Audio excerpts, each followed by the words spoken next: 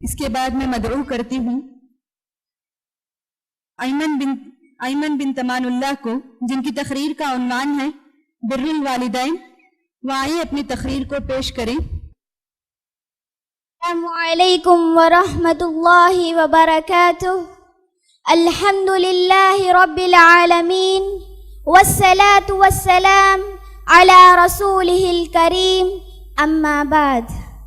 ابھی میں طفل مکتب ہوں نہ عالم ہوں نہ علامہ، ابھی میں طفل مکتب ہوں نہ عالم ہوں نہ علامہ، تمنا دل میں گونجی ہے سنا دوں حق کا پروانہ۔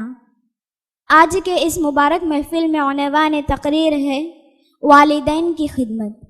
اسلام نے والدین کی خدمت کو سب سے زیادہ اہمیت دی ہے اور ان کے ساتھ حسن سلوک کرنے کی تلقین کی، لیکن اسی پر خاموشی اختیار نہیں کی، بلکہ کہیں والدین کے ساتھ حسن سلوک کرنا فرض قرار دیا ہے اور کہیں اس کی ترغیب دلائی ہے، کہیں حقوق والدین یعنی والدین کی نافرمانی کو حرام قرار دیا ہے اور کہیں اسے گناہ کبیرہ قرار دیا ہے اور ان سے جھڑکنے سے بھی روکا ہے۔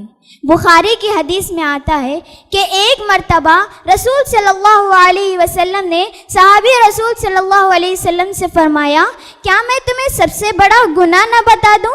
صحابی رسول صلی اللہ علیہ وسلم نے فرمایا، اے اللہ کے رسول کیوں نہیں، ضرور بتائیے۔ آپ صلی اللہ علیہ وسلم نے فرمایا، اللہ تعالیٰ کے ساتھ شرک کرنا اور والدین کی نافرمانی کرنا۔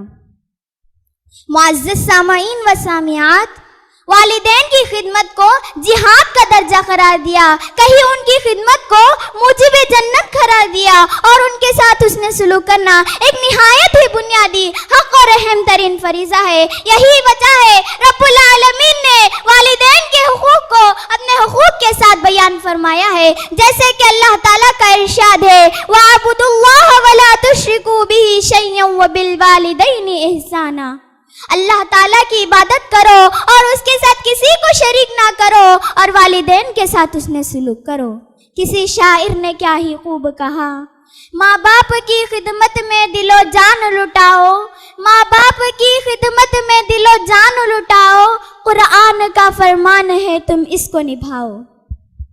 اولاد پر ضروری ہے کہ وہ والدین کی خدمت کرے، ان کی عزت و تکریم کرے، ان کے ساتھ حسن سلوک کے ساتھ پیش آئے، ان کی رضا و خوشنودی حاصل کرنے میں کوئی کسر باقی نہ رکھے، بڑھاپے میں ان کا پورا خیال کرے، عمر رسیدہ ہونے کی وجہ سے ان کی طرف سے جو تکلیفیں پہنچے اس کو برداشت کرے۔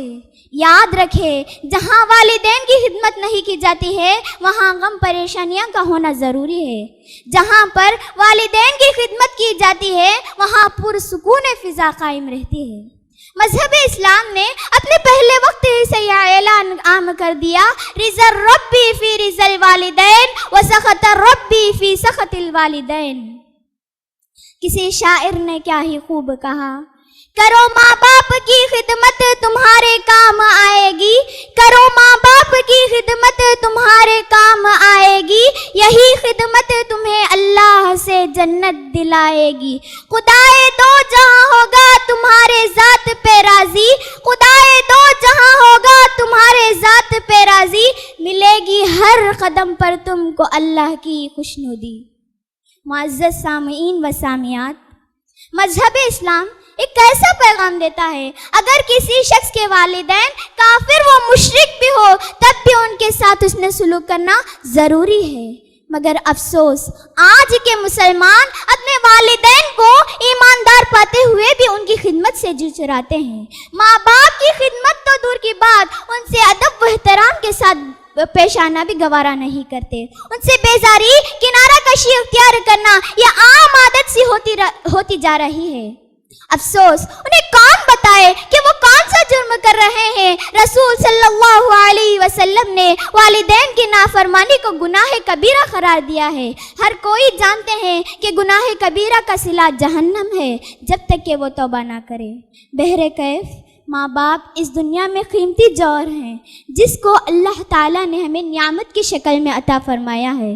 اس نعمت کی قدردانی اس وقت ادا ہو سکتی ہے جب ہم ان کی بقا کو ہماری بقا، ان کی عزت کو ہماری عزت، ان کی خوشی کو ہماری خوشی سمجھیں. ایسے صورت میں ہم سے والدین کا کچھ حق ادا ہو سکتا ہے.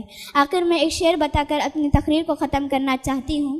آئی تھی اسٹیج پر کچھ ڈری ہوئی، آئی تھی اسٹیج پر کچھ ڈری ہوئی، اب جا رہی ہوں پھول کے دامن سے بھری ہوئی. آخر میں اللہ تعالیٰ سے دعا کرتی ہوں، اے اللہ ہم تمام کو والدین کی خدمت کرنے والے بنائیں. آمین ثم آمین. والسلام علیکم ورحمۃ اللہ وبرکاتہ. ماشاء اللہ.